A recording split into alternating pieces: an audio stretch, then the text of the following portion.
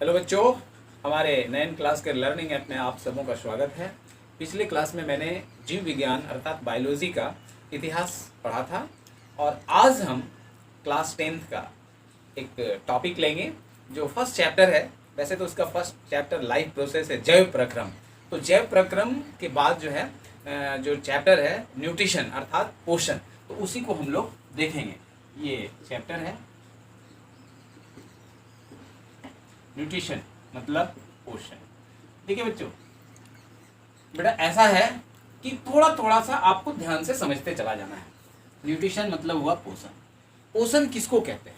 अर्थात आप जो खाना खाते हो, है ना, या जितने भी जीव जो खाना खाते हैं और उस खाने को उसके शरीर में ऊर्जा प्राप्ति का जो भी काम होता है, उस पूरे प्रक्रम को हम पोषण कहते हैं। कहने का मतलब है the process of taking food and utilising it is called nutrition. बात समझ में आ रहा है बेटा? तो खाना हम क्यों खाते हैं? एनर्जी के लिए, है ना। तो ये जो प्रोसेस हमारा बॉडी यूज करता है उसको न्यूट्रिशन कहते हैं। क्लियर? अब ये न्यूट्रिशन को हम यदि डिवाइड करें तो इसके दो मोड होते हैं, यानी इसके दो प्रकार होते हैं। पहला मोड तो आ जाता है बेटा ऑटोट्रॉफिक न्यूट्रिशन। ठीक है, जिसको बोलते हैं हम लोग स्वपोषण। ठीक है, और एक होता है बेटा हेट्रोट्रॉफिक यानी परपोषण। ठीक है, न्यूट्रिशन। देखिए, तो ऑटोट्रॉफिक न्यूट्रिशन, हेट्रोट्रॉफिक न्यूट्रिशन, स्वपोषण और परपोषण, ये दो हुए। अब यहां से हम एक एक टॉपिक को लेंगे। आज का जो मेरा टॉपिक होगा हम सबों का, वो बस यही टॉपिक होगा, क्योंकि ये बहुत लंबा सा टॉपिक है। इसको अगले वीडियो में हम बताएंगे आपको। तो ऑटोट्रॉफिक न्यूट्रिशन जो है उसको कहते हैं स्वपोषण। स्व मतलब अपना, पोषण मतलब खाना, भोजन करना। तो अपना खाना खुद जो बनाता है, अपना खाना खुद बनाता है, वैसे जीव को हम क्या कहते हैं? स्वपोषी कहते हैं, यानी ऑटोट्रॉपिक ऑर्गेनिजम्स कहते हैं। अब आप ही बताइए, ऐसे कौन से लिविंग ऑर्गेनिजम्स हैं जो अपना खाना खुद बनाते हैं? तो आपका जवाब होगा कि sir all green plants. All क्या होंगे? ग्रीन प्लांट्स होंगे। ठीक है, यानी सभी हरे पौधे होंगे। अब आप सवाल पूछिएगा, सर हरे पौधे कैसे खाना बनाते हैं? ठीक है, तो आप ही के एक बच्चे का जवाब होगा कि सर एक ऐसा प्रक्रिया है, एक ऐसा प्रोसेस है जिसको हम लोग कहते हैं फोटोसिंथेसिस अर्थात प्रकाश संश्लेषण।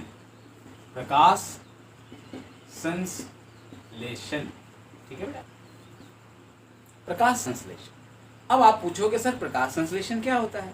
ठीक है, तो प्रकाश संश्लेषण एक प्रक्रिया होता है जिसमें पौधे अपना भोजन बनाते हैं। तो देखिए, ये तो एक कॉन्सेप्ट था कि पौधे किस प्रक्रिया के द्वारा अपना भोजन बनाते हैं। तो आपका जवाब होगा प्रकाश संश्लेषण क्रिया के द्वारा। अब पौधे प्रकाश संश्लेषण क्रिया के द्वारा जो भोजन बनाते हैं, उनमें उसको कौन कौन सा चीज़ों की ज़रूरत होती है? आप खाना बनाते हो, तो जब खाना बनाते हो तो क्या क्या चीज़ की ज़रूरत होता है? आग जलाते हो, चावल लाते हो, दाल लाते हो ना, तभी बनाते तो खाते हो। तो ये तो हमको प्लांट देता है, इसलिए हम लोग परपोषी हो गए। लेकिन प्लांट को ऐसी बात नहीं है, प्लांट खुद जुगाड़ करता है। तो खुद जुगाड़ क्या करता है? प्लांट को भी कोई देता है, लेकिन वो अपना जो रिएक्शन है, केमिकलाइजेशन है, खुद करता है।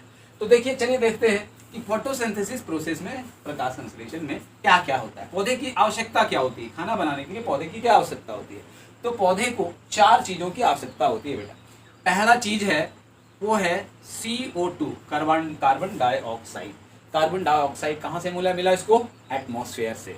ठीक है, यानी वातावरण से। दूसरा चीज है इसका वाटर, H2O, पानी कहाँ से मिला? तो जमीन से मिला, है ना, इसको सॉइल से मिला। और तीसरा है सनलाइट यानी सूर्य का प्रकाश, इसको कहाँ से मिला? तो सूर्य से मिला। ठीक है, और चौथा है क्लोरोफिल, पर्णहरित। ठीक है, ध्यान दोगे, यहां से क्वेश्चन बनेगा। तो ये 4 चीजों की जरूरत है। तो अब कौन कौन से चीज को क्या कहते हैं? देखिए, बहुत सारे यूट्यूबर क्या करते हैं, या बहुत सारे लोग टीचर जो हैं हमने बहुत सारा यूट्यूब देखा है, तो वो क्या करते हैं कि ये चारों चीज़ को रॉ मटेरियल बता देते हैं, कच्चे पदार्थ बना देते हैं। तो हे प्रभु, उन सबको हम सत सत नमन करते हैं। कम से कम बच्चे को मिस गाइड मत कीजिए। आप नहीं जानते हैं तो उसको पहले पढ़ लीजिए। देखिए, कच्चे पदार्थ जो होते हैं ना, रॉ मटेरियल, ये दो ही होता है बेटा। यानी फोटोसिंथेसिस में, प्रकाश संश्लेषण प्रक्रिया के द्वारा जो पौधे कच्चे पदार्थ रॉ मटेरियल का यूज करते हैं, वो दो ही रॉ मटेरियल है, एक कार्बन डाइऑक्साइड और एक वाटर। अब आप पूछोगे सर सनलाइट, सूर्य का प्रकाश क्या है? तो बेटा ये एनर्जी है, सोलर एनर्जी है, ठीक है, रेडिएशन हम लोग इसको कह सकते हैं। और क्लोरोफिल ये क्या है? तो ये ग्रीन पिगमेंट है, पर हरित है, जिसके चलते पौधे की पत्तियां हरी होती है। ध्यान रखोगे, क्लोरोफिल ही एक ऐसा है जो पौधे की पत्तियां हरी होती है। अब इसके देखिए अलग अलग टॉपिक हैं, हम लोग जब इसके गहराई में जाएंगे तो बहुत सारा चीज सीखेंगे। तो फिलहाल तो आप ये समझ गए कि ये प्रकाश संश्लेषण क्रिया में किसकी किसकी जरूरत होती है। अब बात आता है कि ये सभी प्रोसेस को मिला दिया गया। तो इस प्रोसेस को मिला देने के बाद पौधे भोजन में क्या बनाते हैं? तो देखिए यहाँ पे कुछ बच्चे कहते हैं कि सर ग्लूकोज बनाता है, ठीक है। तो हमने अभी बात किया कि पौधे प्रकाश संश्लेषण में ये चार चीजों की जरूरत होती है। अब ये चार चीज मिलकर, अब बहुत सारे बच्चे बोलते हैं, या आप भी पूछ सकते हैं, या मैं भी आपको पूछता हूँ कि प्रकाश संश्लेषण ये चार चीज, जिसको CO2, ठीक है, H2O और सनलाइट और क्लोरोफिल, ठीक है, ये चारों मिलकर क्या बनाते हैं बेटा? कौन सा भोजन बनाते हैं? क्या खाना बनाते हैं? भात, दाल, सब्जी, चोखा, चटनी, क्या बनाता है? तो बहुत सारे बच्चों का ये जवाब होता है कि सर ग्लूकोज बनाता है। बिल्कुल सही, ठीक है, तो ग्लूकोज बनाता है। लेकिन यहाँ पे थोड़ा सा करेक्शन करेंगे। देखिए, कभी क्वेश्चन आता है कि फोटोसिंथेसिस प्रोसेस में पौधे क्या बनाते हैं, तो आपका ऑप्शन में यदि ग्लूकोज नहीं रहा और ऑप्शन में कार्बोहाइड्रेट रहा, कार्बोहाइड्रेट,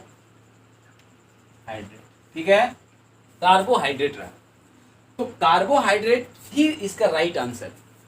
क्यों? क्योंकि कार्बोहाइड्रेट दो चीजों से मिलकर बना होता है, एक होता है ग्लूकोज और एक होता है स्टार्च। बात को समझिएगा। अब यहां से भी एक क्वेश्चन बनता है कि पेड़ पौधे कार्बोहाइड्रेट बनाए, यानी अपने भोजन के रूप में वो कार्बोहाइड्रेट बनाए। ऑप्शन में कार्बोहाइड्रेट रहा तो उसी को मारोगे, कार्बोहाइड्रेट यदि नहीं रहा और सिर्फ ग्लूकोज रहा तो ग्लूकोज मारोगे। लेकिन एक्चुअली में आंसर इसका कार्बोहाइड्रेट होना चाहिए। तो कार्बोहाइड्रेट के दो कंपोजिशन हुए, ग्लूकोज और स्टार्च। यहाँ पे भी एक क्वेश्चन बनता है कि पौधे खाना बनाने के दौरान कौन से फूड को जमा करते हैं? तो देखिए, ग्लूकोज को पौधे प्रेजेंटली यूज कर जाते हैं, मतलब खा जाते हैं, मतलब यूज कर लेते हैं, खा जाते हैं मतलब अपने बॉडी के ग्रोथ के लिए यूज कर लेते हैं। और स्टार्च को वो स्टोर करते हैं। क्या करते हैं?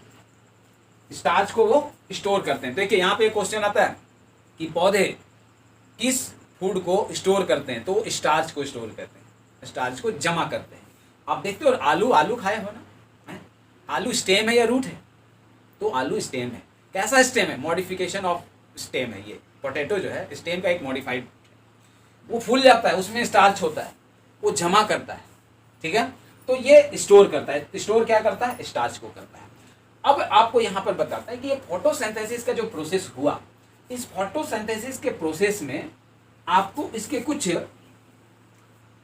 केमिकल इक्वेशन होते हैं। तो उस इक्वेशन को हम कैसे बना सकते हैं, वो इक्वेशन जो दिया रहता है वो कैसे दिया रहता है, चलिए इक्वेशन को हम यहाँ पे देखते हैं। सबसे पहले आप यहाँ पे ध्यान दीजिए, पौधे क्या लिए?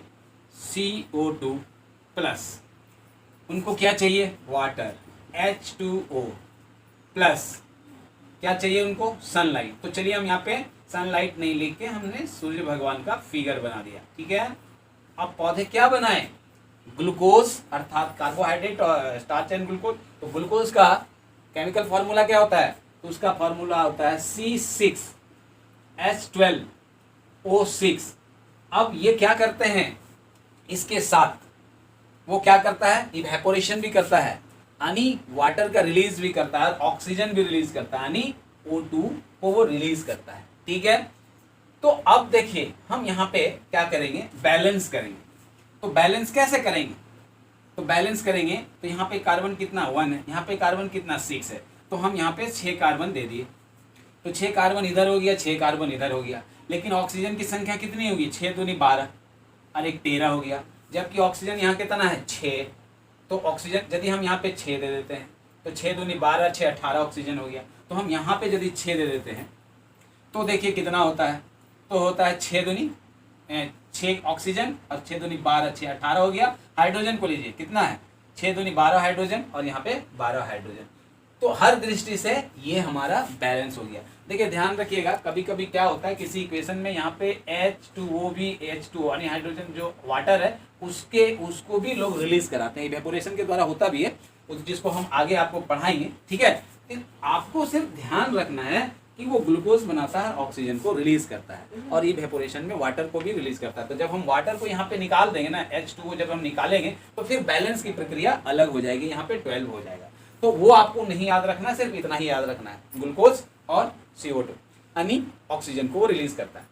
अब यहाँ पे हम देखते हैं कि ये प्रकाश संश्लेषण क्रिया के द्वारा पौधे क्या क्या करते हैं, इसको मैंने बताया। अब इसी तरह प्रकाश संश्लेषण क्रिया, ये पार्ट 1 हुआ। अब मैं प्रकाश संश्लेषण क्रिया पार्ट 2 बताऊंगा और उसके बाद में इसका क्वेश्चन कराऊंगा। बेटा इसको पहले ध्यान से समझना, देखना और थोड़ा सा किताब को भी पढ़ने का कोशिश करना। तो निश्चित रूप से मैंने जो 0 लेवल से शुरू किया है और आप अच्छे से उसको कर सकोगे।